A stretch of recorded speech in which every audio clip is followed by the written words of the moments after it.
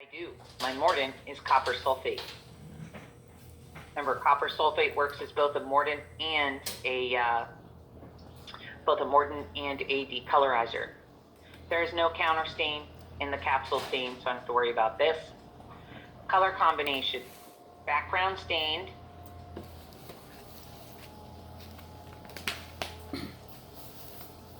background and cell stained, capsule clear. How do I interpret this? Cells with halo have capsules. Now, I know this may seem very simple, but this is a really good exercise in just remembering and kind of bringing back that information to kind of bring it back up to the front of your mind and remind yourself about these characteristics of these stains. So now we look at a gram stain. Why do I use this a gram stain, excuse me. I use this because I want to know my cell wall morphology. So I'm just going to put composition so we don't confuse ourselves. What's the primary stain in a gram stain?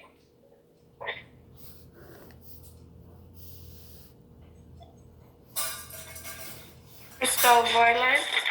All right, so the primary stain is crystal violet, and is that acidic or basic? Basic. Yeah, there we go. And the mordant. Is there a mordant in gram staining? Yes. Iodine. Yeah, there you go. So you can just write I2, that's fine. What's the counter stain? Safranin. Yeah, safranin. And is safranin acidic or basic? Basic. There we go. Nice. So what's our color combination? Purple and pink. Purple and pink. And how do we interpret these? Negative or positive cells. Right, so purple are positive, pink are negative.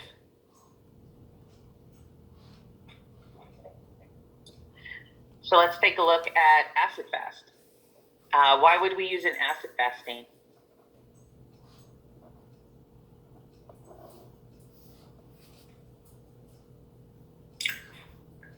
Find mycolic acid. Yeah, nice, Sasha. Good. Yeah, so we're looking for bacteria that have that mycolic acid. So those are called mycobacterium. So for an acid fast stain, we could just say we're looking to detect mycobacterium or mycolic acid. That's fine.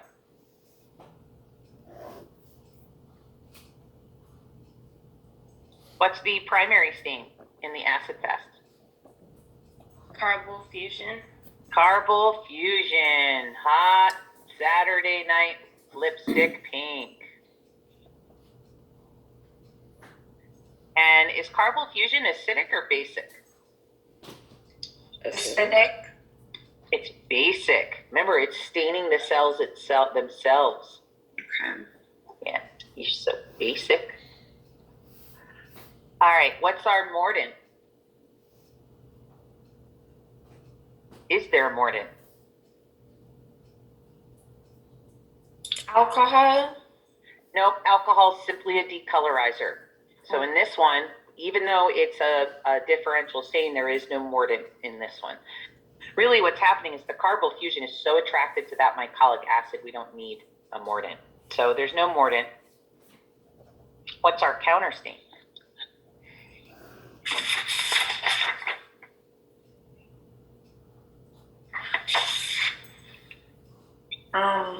Methylene blue. Yeah, methylene blue. And is it basic or acidic? Basic. You so basic. And what's our color combination?